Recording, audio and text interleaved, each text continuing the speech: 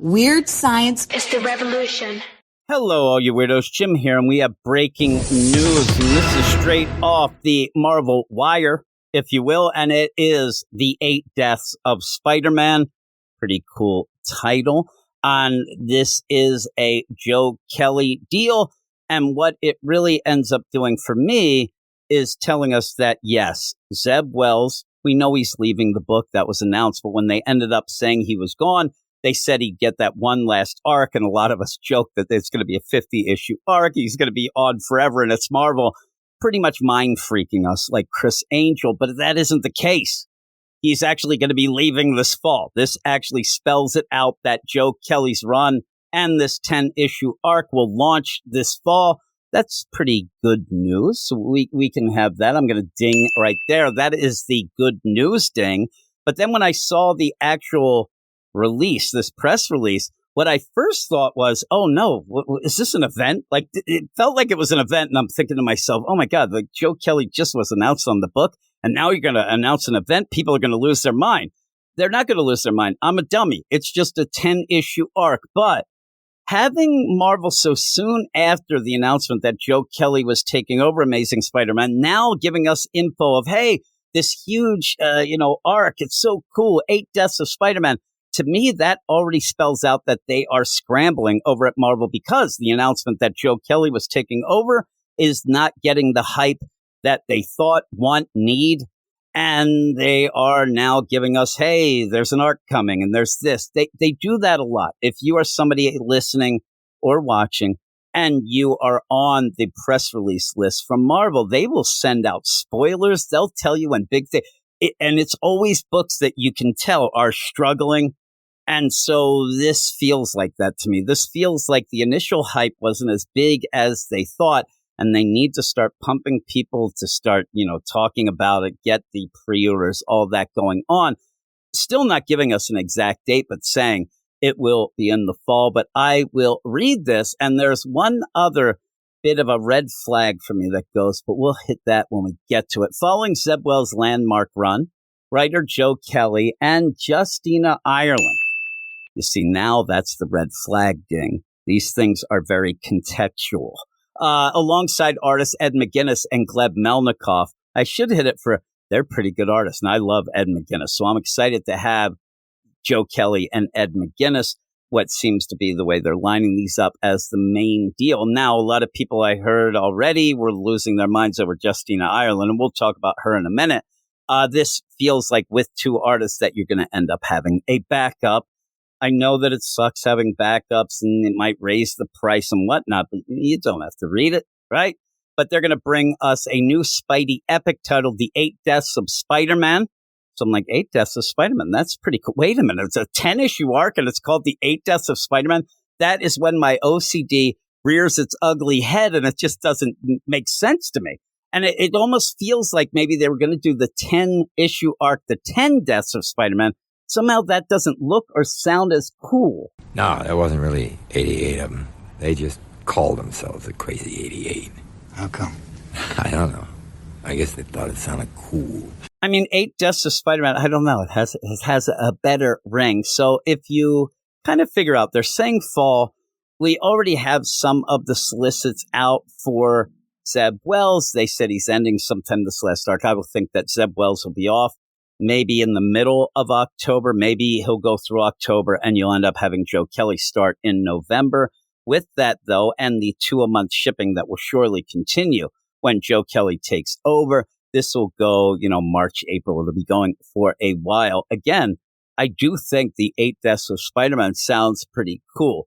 Now, they keep going here, and there's a weird thing that they say, and it continues, and to discover what comes next for John Romita Jr., and Amazing Spider-Man, keep reading True Believer. I'm like, if that was a solicit with an actual character in the book, I'd be like, they're done.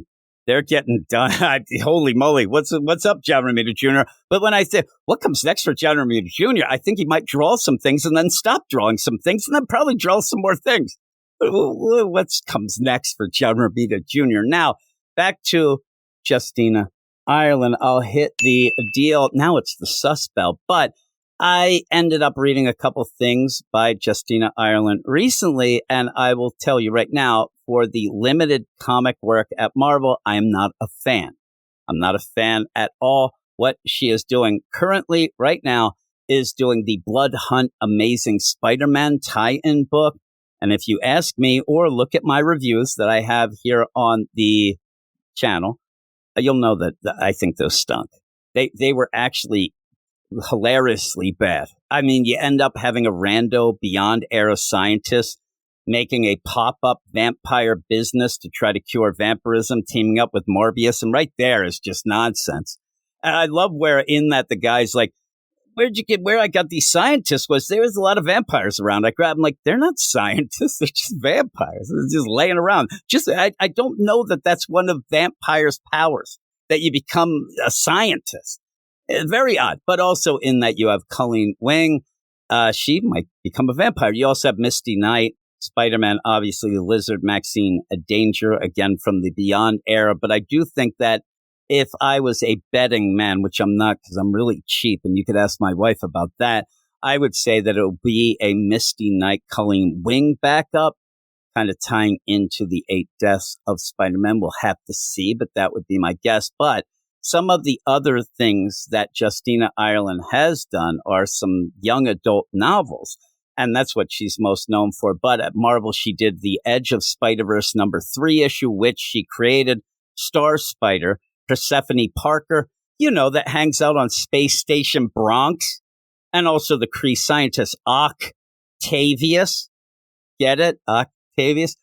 The thing is, I read a bunch of the Edge of Spider-Verse issues, when these new characters were popping up, and I was going, okay, they all kind of ran together in my mind. So when I ended up like, oh yeah, she did one of those edges. I actually had like the weirdest amalgam character in my, that's the one that makes the dresses. That's a Disney character that does this. And now it's Star Spider. And what I can tell you is most of those pretty forgettable, pretty much forgettable and whatnot. But you almost guess that she's going to tie Star Spider in, and maybe just a straight up Star Spider backup, but just to rile people up, just to get people and get them all riled up like they do. Justina Ireland is known for being out there pushing, diversity, pushing a bunch of things. She has been called, and this is from her wiki page, young adult Twitter's leading warrior. And then it says on the wiki page, known for writing strong female characters and for addressing issues of race, class, power, misogyny, sexism, and colorism in her fiction, which is fine, but doesn't sound like a fun time to me. I mean, that sounds like, oh my goodness, that's not the fun that I need from comics. We'll see. I didn't really feel that there was anything like that in her Blood Hunt Amazing Spider-Man, maybe because it couldn't seep through the awful, awful script, because it was pretty bad. It was pretty bad, but we'll have to see. And again, I think it's going to be a backup deal. And just, again, one other thing that she has done and known for, she did some High Republic Star Wars novels. But again, I used to be a Star Wars fan. I used to be a while back, but that's the deal. So it's kind of announcing, like I said, my takeaways from all of this to recap. I think that the hype with Joe Kelly being on the book isn't as big as Marvel thought. So they're going to start giving us these previews and, hey, we're going to do this 10-issue arc. Also, we know that Zeb Wells will be leaving sometime in the fall. So that's pretty cool. And somebody go and make sure John Romita Jr. is safe. I don't like the way they ended up doing that. And we'll have to wait and see what Justina Ireland does or doesn't do. But that will be when the book comes out. So we'll have to see what everybody thinks. But as of now, let me know. And again, this is going to be more of let me know if you are excited for the Joe Kelly run. Does this get you any more? I mean, there's nothing really to this. This is just a name thrown out there with one image.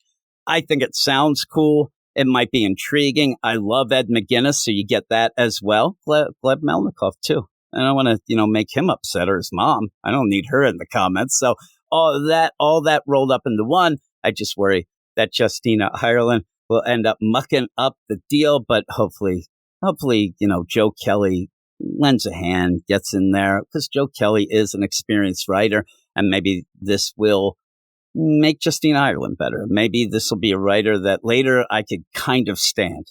I'm telling you, that Amazing Spider-Man Blood Hunt is it's just bad from the beginning. Just the basis. It's a foundation of awful sand writing, if that makes sense. But that is that. Tell me what you think of this, and I will talk to you all later. You are all weirdos. Weird science is the revolution. Weird science is the revolution.